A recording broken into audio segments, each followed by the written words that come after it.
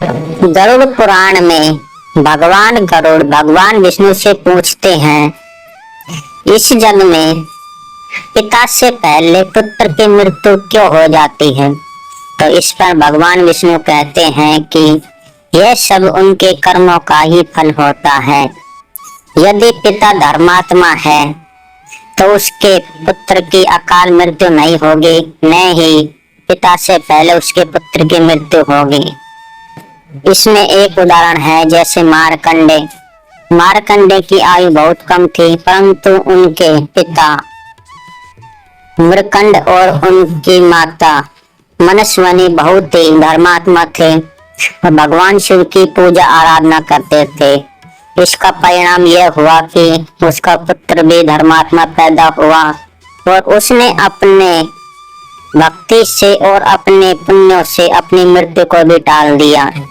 यही कहा जाता है कि यदि पिता अधर्म करेगा तो उसके पुत्र की अकाल मृत्यु होने की संभावना अधिक होती है। एक उदाहरण ऐसा भी है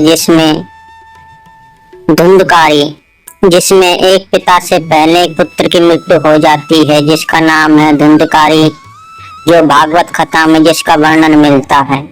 इसमें इसके पिता आत्मदेव और उनकी पत्नी धुंधकारी ऋषि के पास जाते हैं और पुत्र प्राप्ति का वरदान मांगते हैं, परंतु धुंधकारी अपने अधर्म के कारण एक ऋषि का अपमान करती है, जिसके कारण उसे एक पुत्र तो प्राप्त होता है,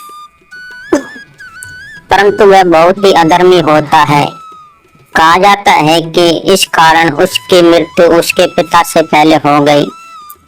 मनुष्य की जन्म मृत्यु उसके पाप पुण्यों पर निर्भर करती है।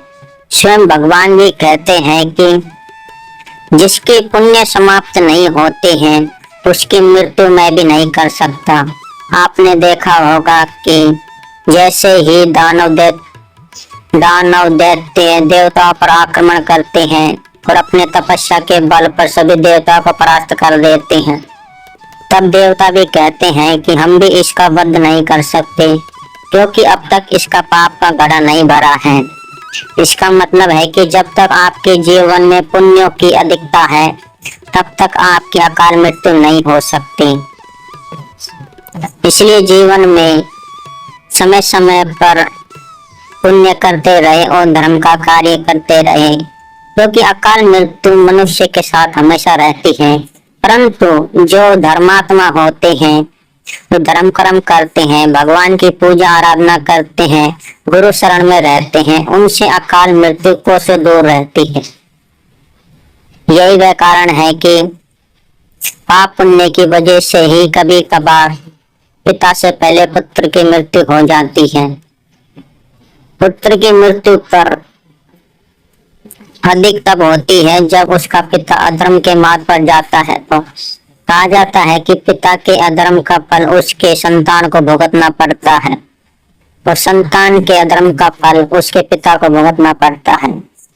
इसलिए यदि पिता उसका धर्मात्मा है तो उसकी संतान पर कभी भी अकाल मृत्यु का साया नहीं आ सकता।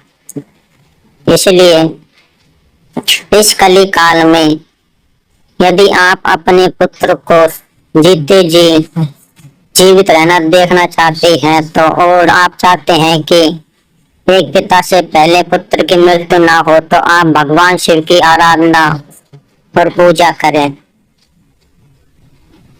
यदि आप इस वीडियो से सहमत हैं तो वीडियो को औरों को भी शेयर करें और इसकी जानकारी अवश्य दें।